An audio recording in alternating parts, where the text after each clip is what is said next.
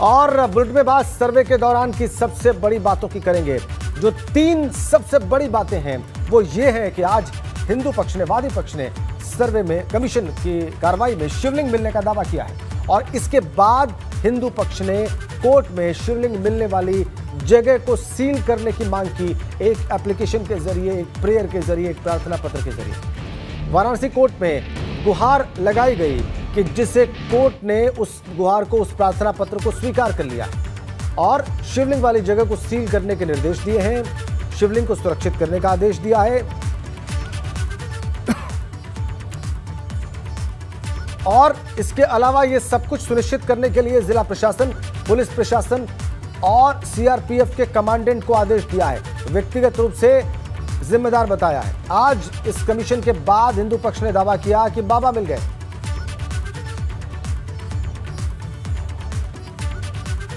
और इसी बीच में एक बड़ी खबर, उत्तर प्रदेश के डिप्टी सीएम केशव प्रसाद मौर्य ने एक ट्वीट किया है, सत्य को आप कितना भी छुपा लीजिए एक दिन सामने आ ही जाता है, क्योंकि सत्य ही शिव है, हर हर महादेव। ट्वीट उत्तर प्रदेश के उप मुख्यमंत्री का। ट्वीट के जरिए क्या लिखते हैं देख लीजिए आप, कंटेंट आपकी स्क्रीन पर। सत्य को आप कितना भी छुपा लीजिए एक दिन सामने आ ही जाता है, क्योंकि सत्य ही शिव है, हर हर महादेव। ये ट्वीट केशव प्रसाद मौर्य, उत्तर प्रदेश के उप मुख्यमंत्री का। संकेत क्या है आप आसानी से समझ सकते हैं।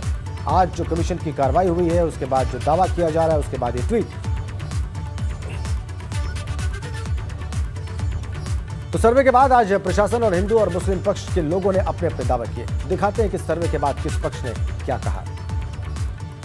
इसके बाद जो पश्चिमी दीवार है वहाँ 75 फीट लंबा और जो 30 फीट चौड़ा, यहाँ तक कि 35 फीट, जो 15 फीट ऊंचा मलबा है, उसका हम लोग जो है जांच कमीशन करने की मांग करेंगे। ये अगला कदम है। और उस मलबे में जो कि 15 फीट है, उसमें हमारे पास खंड, शिलाखंड, हमारे देवी देवताओं की प्रतिमा जो है ध्वंस है, सब के सब मिलेंगे। सर्वे खत्म हो चुका है, अब हम लोग बाहर आ गए। मेरा कहना है कुछ कोई बाबा नहीं है, वो कहते हैं सुनिए। अच्छा, आप कह रहे हैं कि नहीं मिले तो अंदर नहीं, आज के सर्वे में क्या हुआ हम ये जानना चाहते हैं। आज सर्वे पूरा हो गया, जो है शांतिप्रिय ढंग से हो गया। यहाँ तक कहा कि 15 फीट का मलबा है, त्रिशूल के निशान मिले हैं। 15 फीट का मलबा है जिसमें बहुत सारी मूर्तियाँ, त्रिशूल के निशान की बात आ रही है, वो दबे हुए हैं। ये सब झूठ है क्या? ये इन लोगों के कहने से फैसला नहीं होगा, फैसला कोर्ट करेगी। रिपोर्ट जब आएगा, रिपोर्ट आने के बाद उस पर ऑब्जेक्शन इनवाइट होता है, जिसको आपत्ति होगी आप ही दाखिल करेगा। कह रहे हैं कि आप इसीलिए नहीं बता रहे हैं क्योंकि आपके पक्ष का कुछ मिला नहीं है वहाँ, ऐसा कह रहे हैं वो लोग। हमको कुछ नहीं करना इस पर। वाराणसी में सिविल जज सेकंड डिवीजन की कोर्ट के द्वारा 12 मई को आदेश किया गया था कि कोर्ट कमीशन की कार्रवाई वो चालू की जाए और 17 मई को कोर्ट में रिपोर्ट पेश की जाए।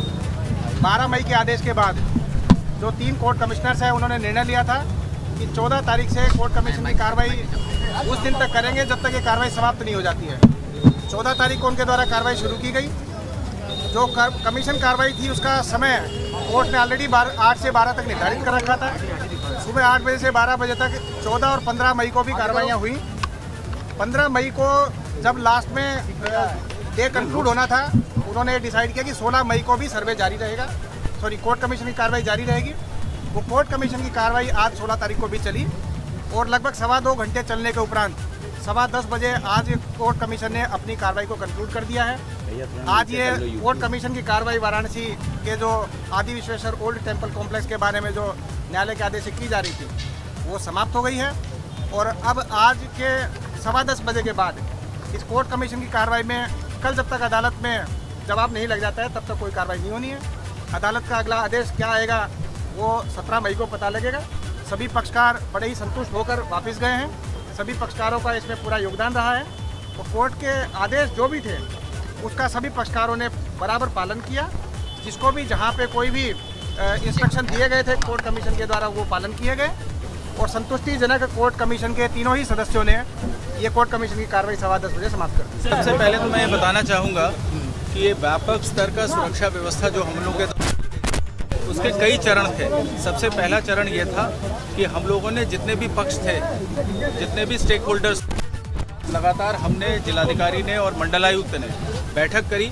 एक कंसेंसस हम लोगों ने बनाया कि ये कोर्ट का आदेश है और उसकी तामीला करना, उसका कंप्लायंस करना हम सबका संवैधानिक दायित्व है। तो इसमें सबका सहयोग अपेक्षित था और इसी तरीके से हमने शहर में हर थाना स्तर पर, अधिकारियों के स्तर पर व्यापक तौर पर जन संवाद किया, लोगों को बैठा के उनसे बातचीत करी, उनके मन में जो भ्रांतियां थी उन भ्रांतियों को दूर किया। तो एक और हमने सुरक्षा की डिप्लॉयमेंट भी करी और दूसरी ओर हमने ओपिनियन बिल्डिंग, कॉन्फिडेंस बिल्डिंग का काम भी किया। इस वजह से ये जो 3 दिन की कार्रवाई थी जो आज समाप्त हो गई है ऑफिशियली, वो एक आदर्श वातावरण में, जहां पर कानून व्यवस्था की कोई भी स्थिति कभी भी किसी भी तरीके से प्रभावित नहीं हुई। इधर नेपाल के लुम्बिनी से थोड़ी देर में कुशीनगर लौटेंगे प्रधानमंत्री। लुम्बिनी के माया देवी मंदिर में प्रधानमंत्री ने पूजा अर्चना की है। शाम 4:30 बजे प्रधानमंत्री मोदी वापस कुशीनगर आएंगे। बड़ी खबर, नेपाल के लुम्बिनी से थोड़ी देर में कुशीनगर लौटेंगे प्रधानमंत्री। कुशीनगर में दर्शन पूजन करेंगे, भगवान बुद्ध के महापरिनिर्वाण स्थल पहुंचकर पूजा करेंगे। 4 तस्वीरें आज के उनके नेपाल दौरे की। देखिए प्रधानमंत्री मोदी का वहां पर कैसे स्वागत किया गया, कैसे वहां पर माया देवी मंदिर में उन्होंने दर्शन किए, भगवान बुद्ध की उपासना की आज बुद्ध पूर्णिमा के दिन, और बौद्ध वृक्ष पर उन्होंने जल भी चढ़ाया। 4 तस्वीरें नेपाल दौरे की आज बुद्ध पूर्णिमा के दिन प्रधानमंत्री मोदी की। थोड़ी देर में कुशीनगर पहुंचेंगे, वहां भी पूजा करेंगे महापरिनिर्वाण स्थल पर भगवान बुद्ध की। तो कुशीनगर से पूजा के बाद पीएम लखनऊ के लिए उड़ान भरेंगे। 4 तस्वीरें प्रधानमंत्री मोदी की आज बुद्ध पूर्णिमा के अवसर पर बुद्ध आराधना की नेपाल में। वहां पर उन्होंने माया देवी मंदिर में दर्शन किए हैं, वो तस्वीरें भी आप देख रहे हैं। बौद्ध वृक्ष पर जल चढ़ाने की तस्वीर भी हमने आपकी स्क्रीन पर रखी है।